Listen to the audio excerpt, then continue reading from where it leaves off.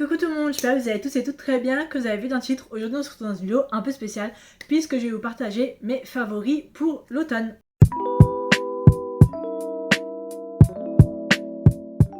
Alors je sais pas vraiment si je dis mes favoris pour l'automne ou mes favoris de l'automne. Bon, en tout cas, c'est une vidéo dédiée spécialement pour l'automne, comme vous avez compris, puisque j'ai décidé de vous partager un peu ce que j'aime et un peu des recommandations en ce qui concerne les livres, films, séries et même musique qui pour moi sont extrêmement automnales.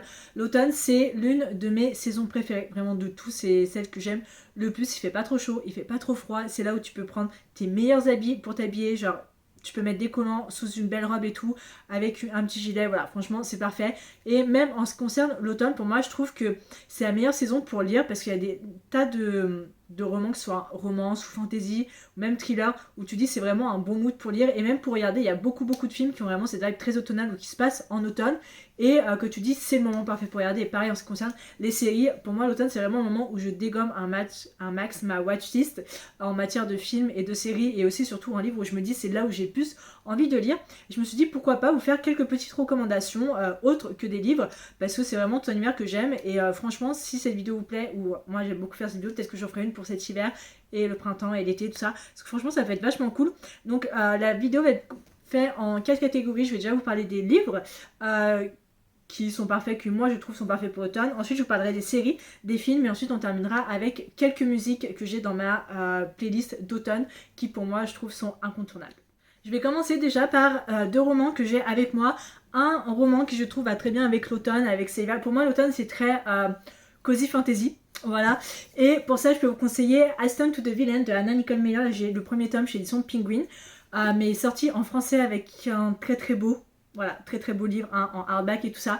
Assistant to the Villain que j'aime beaucoup, c'est un peu une sorte de cozy fantasy avec qui mélange un peu d'humour avec un petit peu de romance, un petit slow burn, quelques petites révélations, magie.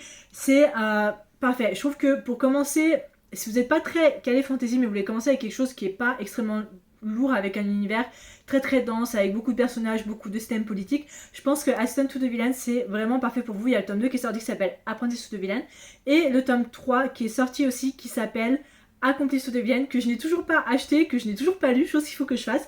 Mais franchement c'est vraiment des tomes qui sont parfaits, ça se lit extrêmement rapidement, c'est sans prise de tête, les personnages sont vraiment géniaux. Pour ma part j'aime beaucoup cette saga. Il y en a beaucoup qui sont assez mitigés, qui n'ont pas autant aimé que ça. Surtout le tome 2, il y en a beaucoup qui n'ont pas autant aimé le tome 2 que moi. Pour ma part, j'ai préféré quand même le tome 1 au tome 2, mais j'ai quand même beaucoup apprécié. Et franchement, si vous voulez vraiment vous lancer dans une cozy fantasy, pour moi c'est un peu cette vibe assez cozy fantasy, parce que certes il y a de l'action et tout ça, mais le début on est vraiment dans un univers genre sans prise de tête. Donc franchement je trouve que c'est parfait à lire pour cet automne. Toujours en restant dans la fantasy mais avec quelque chose d'un peu plus sombre si on peut dire. J'en ai fait d'ailleurs un reading vlog le mois dernier, c'est The Night and the Moth de Rachel Gillig. Là chez édition Orbit, qui est donc le premier tome de sa saga The Stonewater Kingdom.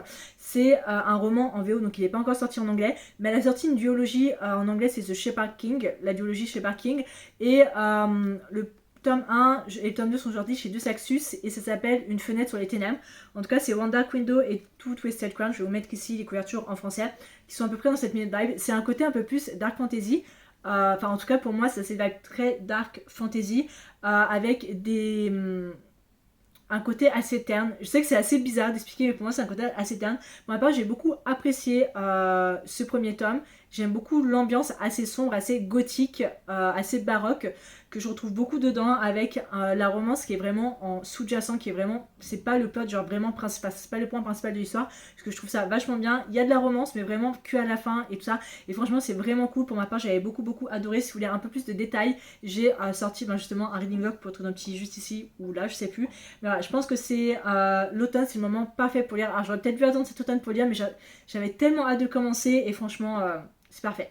En restant toujours dans la fantasy, je peux vous conseiller Belladonna de Adeline Grace, plutôt la trilogie Belladonna. J'ai lu le tome 1 et le tome 2 il y a quelques mois, il me reste le tome 3 à lire, et je trouve que Belladonna c'est le moment parfait pour lire. Franchement c'est l'aspect c'est parfait, assez gothique, assez baroque, assez dark fantasy si on peut dire ça, dark romantasy, avec du surnaturel, des fantômes, un mystère, de fan family, tout ça. Franchement j'ai beaucoup apprécié le tome 1 et le tome 2 et ça se lit très rapidement, c'est sans prise de tête. On met un peu de temps avant d'entrer dans l'histoire, c'est vrai, mais l'univers est très très beau. Pour moi, je trouve déjà que l'automne, pour moi, c'est signe de historique. C'est-à-dire tous les périodes drama, les séries historiques, tout ça, je trouve que c'est parfait. Et lire des romans qui se passent dans les années 1800, tout ça, un peu à Regency Era, qui est l'ère un peu des Bridgerton, je trouve que c'est parfait. Pour moi, Belladonna dégage vraiment cette vibe dark, gothique, baroque, Regency Era, qui est vraiment parfait et que je peux vraiment que vous conseiller. Il y a Bride de Ali Hazelwood qui est sorti chez l'édition Milady, que je peux recommander à 100%. C'est le premier roman d'elle, moi, que j'ai lu. J'ai pas lu Love Hypothesis et tout ça, chose que je lirai l'année prochaine d'ailleurs pour le film. Mais Bride, ça a été vraiment, je me suis dit, je voulais écarter de ces romances contemporaines et passer sur ces romances surnaturelles. Et vous voyez un peu Vampire Diaries, Twilight, c'est à peu près la même vibe, mais avec des loups-garous, vampires, tout ça. Fake, pas fake dating, mais mariage arrangé, tout ça.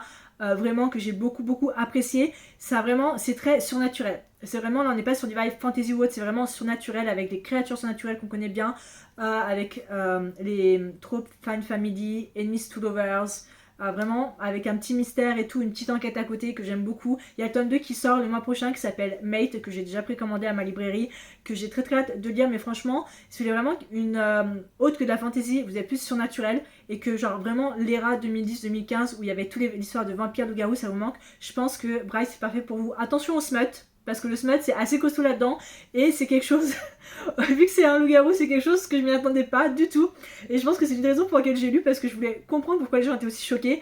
Donc attention au smut quand même, mais franchement c'est parfait. Si vous avez envie de lire un one shot un peu de fantasy, je peux vous conseiller Valiant de V. Schwab que j'ai lu. C'est le premier roman d'elle d'ailleurs que j'ai lu avant de commencer Shadow of Magic, tout ça, et The Savage Song et La vie invisible d'Adi Larue. Je sais que La vie invisible d'Adi Larue c'est le roman 100% que je pourrais conseiller aussi, mais pour moi j'ai commencé avec Gallant. C'est un one shot que je trouve vraiment très intéressant, très gothique, très sombre, très mystérieux aussi, autour d'un manoir, d'un mystère autour d'une famille et tout ça, que j'ai beaucoup apprécié. Et plus les chapitres avançaient et plus l'histoire devenait un peu plus sombre, un peu plus, on était dans le suspense un peu plus tendu. Franchement, pour ma part, j'avais beaucoup adoré. Je sais que c'est pas forcément le... Enfin, je trouve que Gallant, c'est l'un des romans un peu oubliés de V. Schwab. Pour ma part, c'est celui que j'ai commencé, justement, comme je l'ai dit, avec elle. Et je peux que vous le recommander.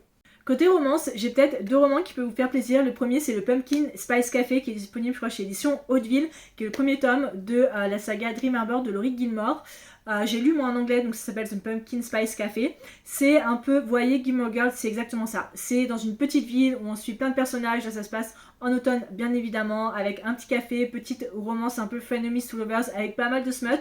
Pour ma part, j'avais noté 3,5, mais c'est une saga que j'apprécie tout autant. J'ai lu les 4 tomes. Il y a le Pumpkin Spice Café, le Cinnamon Bun Bookstore, Christmas Tree Farm, The Strawberry Patch Packing House, qui pour moi reste l'un de mes préférés pour le moment. Et il y a le dernier tome qui va sortir qui s'appelle The Gingerbread Bakery, c'est quelque chose comme ça. Mais The Pumpkin Spice Café, si vous cherchez vraiment une romance assez cosy, très Gilmore Girl, sans prise de tête, franchement c'est parfait pour vous. Pour ma part, c'est pas ma romance préférée, mais je pense que c'est vraiment... Je suis obligée de vous recommander pour cet automne parce que c'est vraiment parfait.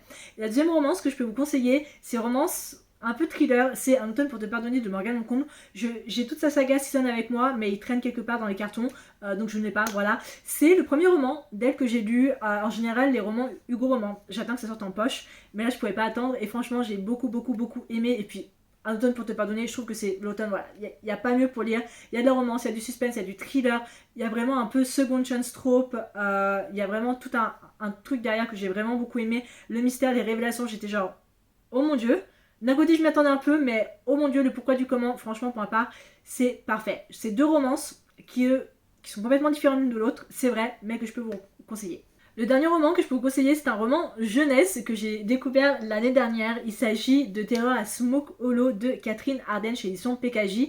C'est très jeunesse, voilà, c'est très... Si vous aimez Chair de poule, si vous avez vraiment grandi avec etc. Chair de poule et la série Hunting Hour, Creepshow, tout ça, les contes de la crypte, c'est fait pour vous pour ma part. C'est un roman que j'ai lu en une journée, j'ai vraiment aimé. Il y a vraiment ce côté assez dense, assez mystérieux, assez tendu des fois. Et j'admets que j'étais toute seule dans la chambre en train de lire tranquillement, ma mère qui rentre sans frapper, j'admets que j'ai un peu sursauté. Mais franchement, pour un roman jeunesse, je trouve que c'est très bien écrit. Après le tome 2, il se passe en hiver, donc je vous conseille d'hiver. Après il y a l'été, après il y a le printemps, c'est un peu vraiment tous ces vibes. Un peu par saison, et pour ma part j'ai vraiment beaucoup aimé. Tous ces romans sont vraiment géniaux, mais je trouve que Terror à Smoke Hollow est vraiment génial.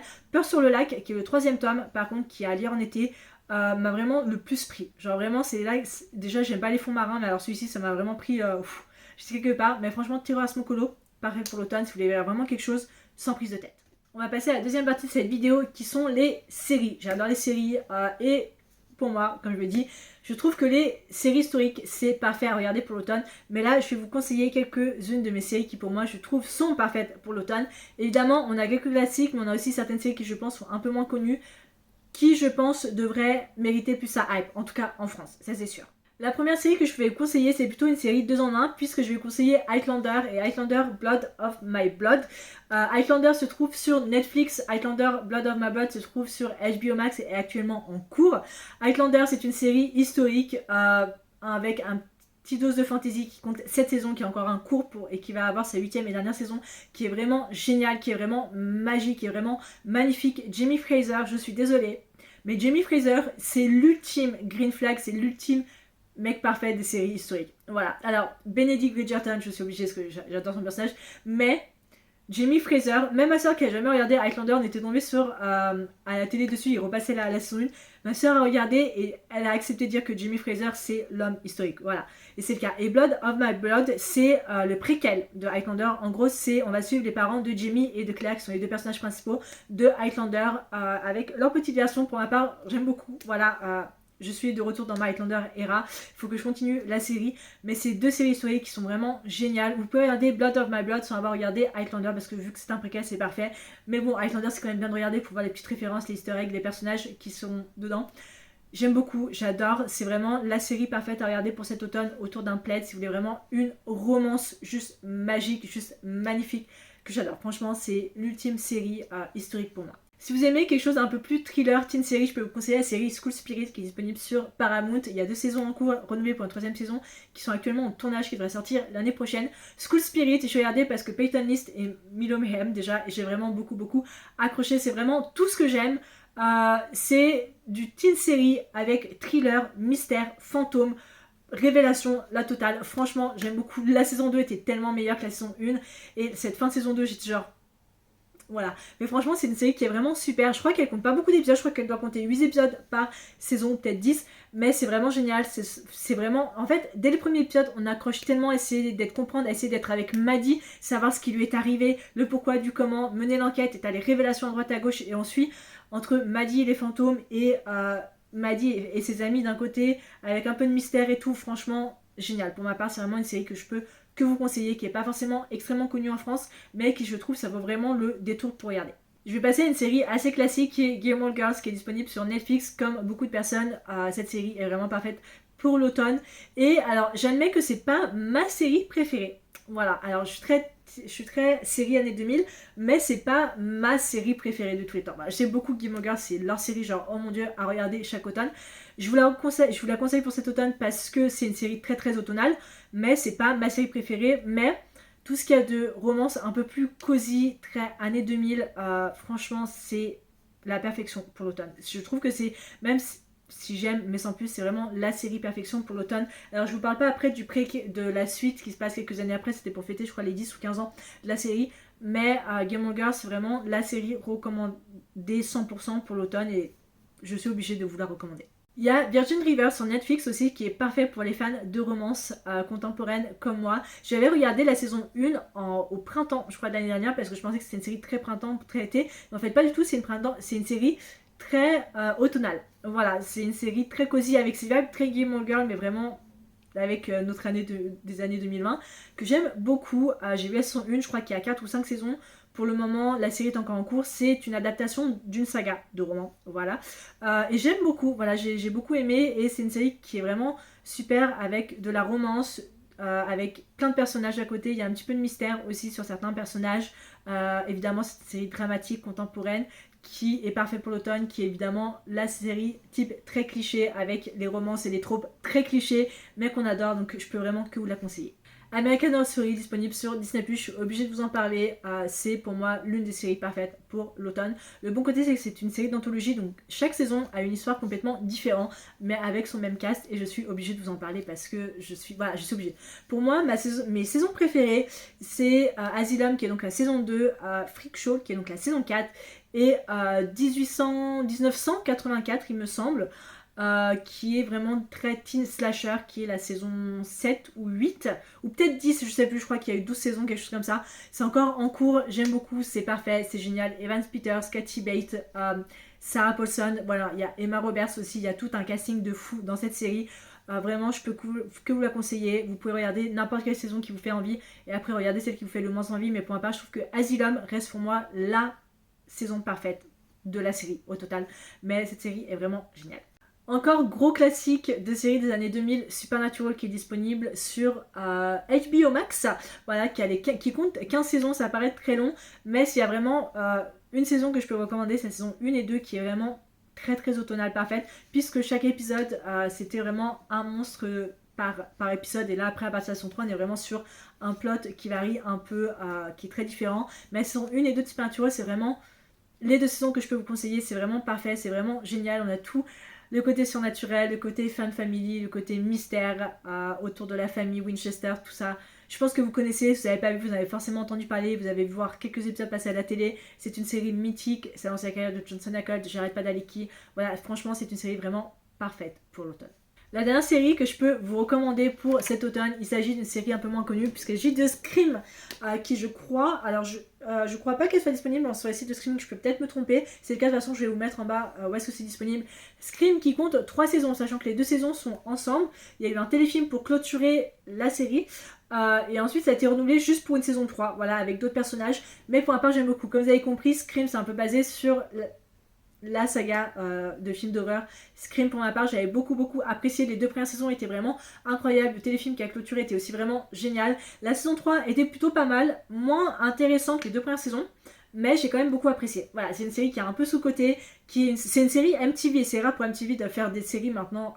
MTV ne fait plus de séries d'ailleurs, mais vraiment la période Teen Wolf, Faking It, Awkward, Scream en faisait partie, et j'ai vraiment beaucoup aimé. C'est une série que je peux vous recommander à 100%, qui se regarde très rapidement, il y a 2 saisons, enfin vous pouvez regarder les 2 premières saisons et le téléfilm, la 3e saison vous n'êtes pas obligé de la regarder si vous voulez pas, mais ça se regarde très rapidement, c'est parfait, il y a des meurtres, il y a du mystère, c'est un slasher, il y a de la romance, il y a des retournements de situation, c'est parfait, franchement, c'est parfait. On passe à la 3e et avant-dernière partie de cette vidéo qui sont les films. J'ai quelques films à vous recommander, pas tant que ça.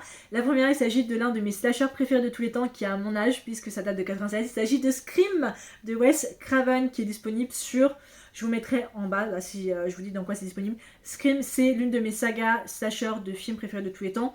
Le 1, le 2, le 3, j'oublie le 4, pour moi le 4 avec Emma Roberts n'existe pas, je trouve, voilà, puis plus on avance, plus les films, voilà, je les ai tous vus, mais pour moi le premier de 96 reste l'un de mes préférés, c'est le slasher par définition, c'est voilà, l'un des films qui a lancé le slasher, et je peux que vous le recommander à 100%. Assez bizarre, mais j'ai un film d'animation à vous conseiller, il s'agit de Scooby-Doo et le fantôme de la sorcière, qui date des années 90, qui pour moi reste l'un des meilleurs films d'animation de Scooby-Doo de tous les temps. Avec l'île aux zombies, bien sûr, que je pourrais vous recommander, mais Scooby-Doo et les fantômes de la sorcière, c'est l'introduction des X-Girls, ça mélange fantasy, ça mélange surnaturel, sorcière, mystère, de musique, genre juste vraiment incroyable. Et pour moi, je trouve que c'est l'un de ces films d'animation que j'aimerais tellement voir en live action de Scooby-Doo. C'est parfait. Pour moi, je suis désolée, c'est parfait, c'est vraiment génial. On a cette vibe très automnale. Franchement, celui-ci, c'est parfait pour l'automne. Alors, il y a les films avec Sarah Michelle Gellar, Frédéric Prinze Jr., Matthew Lillard et Linda, tout ça, mais celui-ci, Scooby-Doo et le fantôme de la sorcière, c'est celui que je vous recommande à 100%. Si vous cherchez un dessin animé sans prise de tête, mais vous avez vraiment cette vibe d'enfant, Scooby-Doo et le fantôme de la sorcière est parfait pour vous. Pour moi, chaque automne, il y a un film que je regarde en boucle qui pour moi est la définition de cozy movie, cozy fall movie. Et c'est le Hobbit de Peter Jackson qui est disponible sur HBO Max. Alors je pourrais dire c'est dans un an, mais pour moi le premier Hobbit, il y a d'aventure, il y a de la comédie, il y a vraiment de la fantaisie. Pour moi je trouve que le premier film, le Hobbit, c'est vraiment... Le film, pour moi, c'est mon cosy film que je regarde en boucle non-stop. Je regarde la trilogie du Hobbit chaque automne, mais le premier, c'est quelque chose que je regarde vraiment en boucle, que je connais par cœur, et j'adore. Franchement, j'adore. Je peux vraiment que vous conseiller. Je peux conseiller Seigneur des Anneaux aussi, bien évidemment. Le premier, La Communauté de l'Anneau, est parfait aussi pour l'automne, mais pour moi, le Hobbit, le premier qui est disponible sur Max, est vraiment parfait pour cet automne. Alors, assez spécial, le prochain s'agit de Not It Plum Must Die par Starkid qui est disponible sur YouTube. Starkid, c'est une boîte un peu... c'est un groupe de personnes qui qui réalisent des spectacles musicals, voilà, un peu des Broadway si vous voulez, qui font sur leur YouTube et tout, qui est vraiment génial. C'est eux qui ont fait, je pense que vous devez connaître, A Harry Potter Musical, A Harry Potter Sequel, ça a lancé Darren Criss, très clairement. Et Naughty Plum Must Die, ça a été leur avant-dernier, avant Cinderella's Castle, qui est sorti et que j'ai surkiffé, que j'ai vu l'année dernière, qui reste l'un de mes films préférés de tout ce qu'ils ont fait.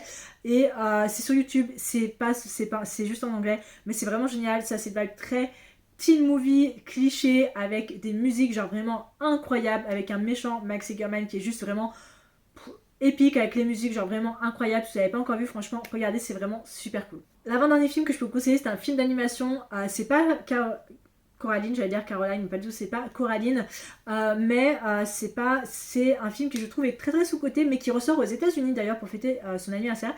Il s'agit de L'étrange pouvoir de Norman. Je sais pas sur quelle plateforme c'est disponible, ce que vous pouvez regarder, mais c'est un film d'animation que je trouve extrêmement sous-coté, qui est vraiment parfait pour cet automne, qui est vraiment génial. C'est un peu, alors si vous aimez Coraline, vous allez aimer L'étrange pouvoir de Norman, très clairement. Mais pour ma part, je trouve que c'est le meilleur de tout ça. Alors, c'est les mêmes studios, c'est les studios Linka qui ont fait aussi Box Troll et tout ça. Les Box Troll est aussi vraiment génial. Mais pour moi, je trouve que L'étrange pouvoir de Norman, ça reste, je pense, l'un de mes préférés. Et ça reste un film d'animation extrêmement sous-coté. Alors, il y en a beaucoup d'autres, ça je sais. Mais il reste extrêmement sous-coté. Voilà, j'avais le choix entre celui-là ou Monster House, mais j'ai décidé de vous partager celui-ci parce qu'il est bien meilleur. Il y a vraiment du surnaturel, il y a vraiment tout un mystère autour de la ville, les pouvoirs de Norman qui peut voir les fantômes et tout. Enfin, je sais pas, il y a vraiment cette vibe que j'aime beaucoup. Et il ressort au cinéma, d'ailleurs aux États-Unis le mois prochain pour les 10 ans ou 10-15 ans du film. Et ils vont sortir un peu une suite. Un petit mini-film, une suite au cinéma, j'ai tellement hâte de le voir. En vrai, ce serait vraiment cool s'ils pouvaient ressortir en France. Voilà, c'est l'un des films d'animation que je peux vous conseiller. Le dernier film que je peux vous conseiller, et après on passera aux musiques, il s'agit de Génération Perdue, donc The Lost Boys, qui est un énorme classique de l'automne. Genre vraiment un classique des années 80. J'ai une watchlist sur, je vous la mettrai au pire en barre de description, Letterboxd qui s'appelle Foy Vibe, où j'ai toute une collection de films automnal pour plein de personnes. Et Génération Perdue en fait partie. Et pour moi, ça reste un énorme classique. Alors il y a eu 3 films Génération Perdue, mais le premier, obligé, reste le gros classique. C'est génial, c'est rétro, c'est des vampires, c'est, je sais pas, la musique, la bande son, les costumes, les personnages, tout est parfait dans ce film, vraiment tout est parfait. Je peux que vous conseiller cet énorme classique de l'automne. Je passe à la 4e et dernière partie de cette vidéo qui sont donc les musiques. J'ai une playlist automnale que je vais vous mettre en barre de description si vous voulez aller checker les musiques. Et il y en a certaines que j'étais obligée de vous partager qui pour moi sont celles que j'écoute en boucle. Moi dès le 1er septembre, ma playlist de l'automne, je l'écoute en boucle. La première, c'est la numéro 1 sur ma playlist, c'est Are You Bored Yet de Wallow avec Claire. Wallow, c'est le groupe de l'acteur qui a joué Clay dans 30 Reasons Why. Et Are You Bored Yet, je trouve que c'est une musique extrêmement tonale et c'est l'une de mes musiques préférées de tout le groupe. J'aime tellement, voilà, j'aime tellement cette musique, je sais pas pourquoi, mais elle est parfaite. Il y a aussi Running Up That Hill de Kate Bush, évidemment, un Stranger Things qui a relancé cette vibe, mais aussi parfaite pour l'automne. Puis quand on voit la saison, quand on voit la musique qui va avec, à chaque fois on pense évidemment à la scène dans Stranger Things quand Max elle est en train de courir et tout ça avec tous les flashbacks.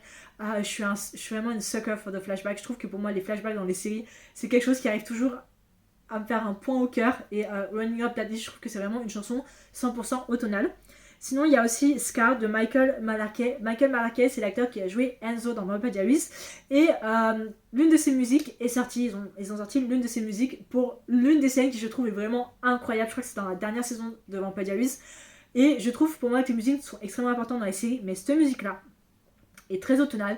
Et quand on connaît la scène dans Vampire Diaries avec cette musique, je la trouve encore plus géniale. Franchement, je la trouve géniale.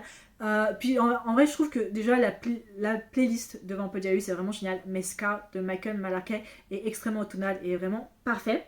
Il y a aussi évidemment My Girlfriend is a Witch de October County. Vous allez sûrement l'entendre si vous regardez TikTok comme moi et qu'il y a cette vibe automnale. Voilà, vous avez sûrement entendu. Et c'est une musique très rétro mais très witchy, enfin très witchy, qui va beaucoup avec cette vibe automnale que j'aime beaucoup. On a aussi Sucker for Pain, je vous ai pas dit de tout ça parce qu'il y a énormément de noms, il y a Imagine Dragon, il y a un total. Et Sucker for Pain de l'album évidemment Suicide Squad, je sais pas pourquoi, mais je trouve que cette musique va beaucoup avec cet aspect automne.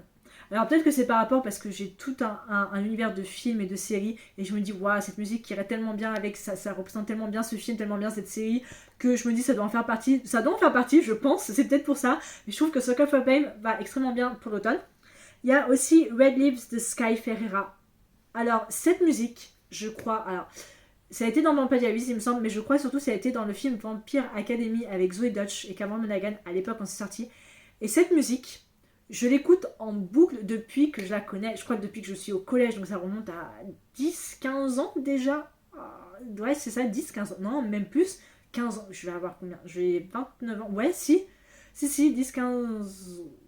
Ouais, très longtemps, voilà. Donc ça fait, ouais, on va dire 10-15 ans depuis que j'étais au collège. Donc c'est une musique que j'écoute en boucle et qui pour moi est la définition d'automne, clairement. Et la dernière musique que je peux vous conseiller, alors celle-ci est un peu spéciale, c'est Do You Remember Me de Emily Jeffrey. Il y a eu une époque sur TikTok, une époque où les gens, je sais pas si vous connaissez Zepeto, je crois que ça s'appelait Zepeto. C'est en gros la personne qui a sorti cette musique, l'a écrit et a dit ouais, en gros elle a imaginé tout un univers de cette musique qui faisait partie d'un film des années 80 qui s'appelait Zepeto avec plein de personnages et tout assez mystérieux, surnaturel, tout ça. Et en fait ça n'existe pas, ce film n'existe pas, mais ça a pris une ampleur que les gens on fait en sorte, ouais, je me rappelle Zepeto, vous vous rappelez de cette scène et tout, et en fait ça a pris une ampleur où à l'époque, Zepeto pour les gens c'était un film des années 70-80 qui était un peu difficile à trouver, qui mélangeait mystère et tout avec les personnages, et cette musique c'était la bande son, l'OST du film. Ça n'existe absolument pas, mais il y a eu une énorme vague, il y a eu des cosplays et tout.